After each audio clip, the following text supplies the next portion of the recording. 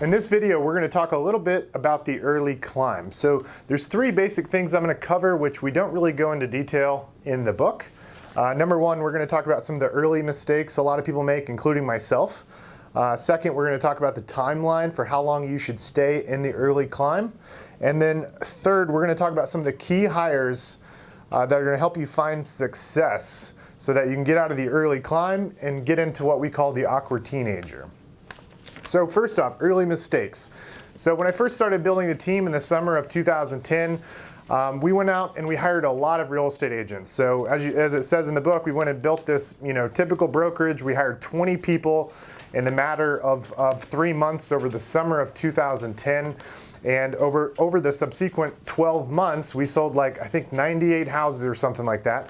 And out of all 20 salespeople, 2 of them sold 80 homes, and the other 18 agents sold 18 homes. So, my early mistake from this was the fact that I was going out and meeting real estate agents, and I was positioning this value proposition to help them have success with technology and leads. But the challenge was something I kind of noticed that I was doing over and over was I was green lighting people or giving people an opportunity to join the team that were trying harder to sell me on why they should join versus me selling them on why they should join. Does that make sense? So a key thing when you're going through the hiring process is probably the best candidates are the ones that make you most uncomfortable. So they ask a ton of questions, and they ask a lot of questions because they really care about their career. They want to make sure they align with an organization that's on the upward trajectory path. So that's a key mistake we made. We hired a lot of people that, they sold us more on us selling them. So the best candidates were the ones that asked a lot of questions. So we talk about our recruiting and vetting process in super detail in a 90-day master class that Bradley Pounds and I do that's specific to the leadership and scaling pillar. If you want to learn more about it, check that out. But again, early mistake, like I said, we went an entire year building a traditional brokerage model and just onboarding people left and right. And took anybody we felt good about. But the key differentiator there was they were trying to sell us more than we were trying to sell them. So anyways, the second thing I want to talk about is timeline. So you may be wondering, how long should I stay in the early climb? So the early climb is defined as basically from 0 to roughly 150 transactions, give or take 10 to 15%. So in this stage of growth, if you're recruiting talent, you're offering leads, technology, you're offering training and mentorship, your agents are going to start having success within the first 6 to 12 months. And so you should be able to get out of the early climb within 12 to 18 months. So this is about how long it took us to get out of the early climb, was roughly about a year. The first year, we had to burn it all down and start over, but once we actually, we're self-aware that we needed to hire the right people, and we made sure we did a great job training them. We offered technology and leads. That second year, going from the summer of 2011 to 2012 is when we got to just about 150 transactions.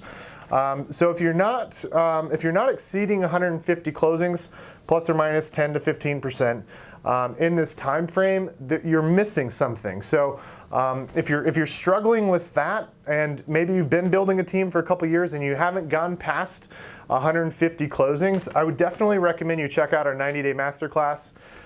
Because you're probably missing some key things around finding the right people. And if you think about lead generation and you're watching this video, you're probably a very skilled lead generation and lead conversion ninja. So you know how to generate the leads, you know how to convert them, but you haven't learned the methodologies and the processes to finding the right talent, developing them, and making sure you keep the right people on the team. So the third key thing I want to talk about are the key hires you need for success. So to go from the early climb into what we call the awkward teenager, it is going to be near impossible for you to make that transition without a buyer agent team leader. So one thing we talk in great detail about in our 90-day masterclass is that your key buyer agent team leader, this is going to be somebody that just, people flock to them organically. And this key person just, very naturally just enjoys helping others. You'll find them, for example, on the weekends or evening hours answering phone calls, or staying late to help somebody with their computer or the printer. Like, it may not even be anything real estate specific, but this key person, people kind of are attracted to them just very naturally, and this person loves to really, serve others and help others succeed. So these are some very organic things you're going to see when people are interacting with one another. Sometimes your best salespeople are the worst sales managers. To be a great salesperson, you've got to be, pig-headed disciplined about your schedule, time blocking, and so sometimes those traits can lead to someone being very selfish, which isn't a bad thing. But if you start allocating time to help others, obviously it's going to start negatively impacting your personal production. So be conscious of that, that your best performers are not always going to be the best buyer agent team leaders. So again, key hires to success are first going to start with that buyer agent team leader. And one other key hire that's going to be instrumental to your growth is you're going to need somebody that is going to wear a lot of different hats on the operational side of your business. So for example, your first executive assistant, as an example, is someone that's going to wear a ton of different hats. Now, as the business grows, they get to take off some of those hats and be a little bit more specialized in their day-to-day role and responsibilities. So for example, in the beginning, your executive assistant might also help with onboarding new agents with HR documentation. He or she may be involved in helping with payroll. Maybe some things related to your personal life that they're helping you with.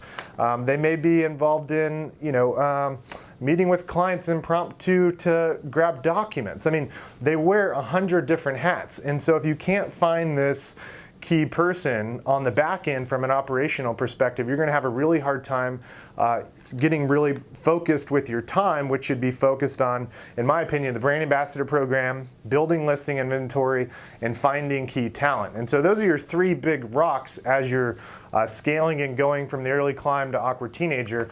And if you're focused on the operational side of the business, those three things that propel your growth are obviously going to be greatly sacrificed. So those are really your two biggest key hires. I would not recommend getting a virtual assistant for your right hand. I heard Barbara Corcoran on Shark Tank. She said everybody needs a empire builder and an empire protector.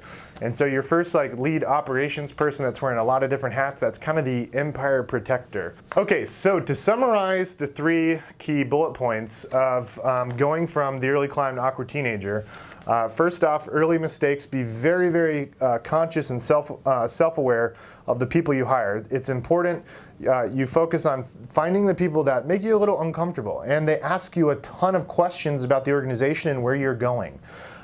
Second, your time frame.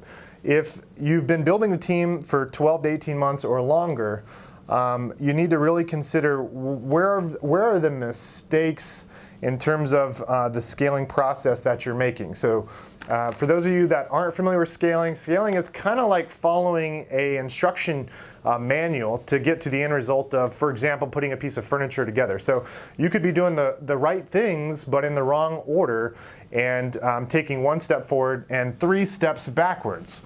So again, if you've been building a team for several years and you're beyond and you're not beyond 150 closings, I definitely encourage you to check out our 90-day masterclass on leadership and scaling. We spend 3 months going super deep into this topic and talking about the recruiting and vetting funnel and developing culture, and kind of drill into those key hires, which brings me into the third point, that the key hires that you cannot get past 150 deals without making sure you have these right people is going to be your buyer agent team leader and your executive assistant, who's going to wear a lot of different hats and be your empire protector. I like to call them implementation ninjas. You've got to have these key people in place if you're going to grow, because again, your key 3 things to helping you grow and propel the business are focusing on the brand ambassador program, finding talent, and building up the listing inventory.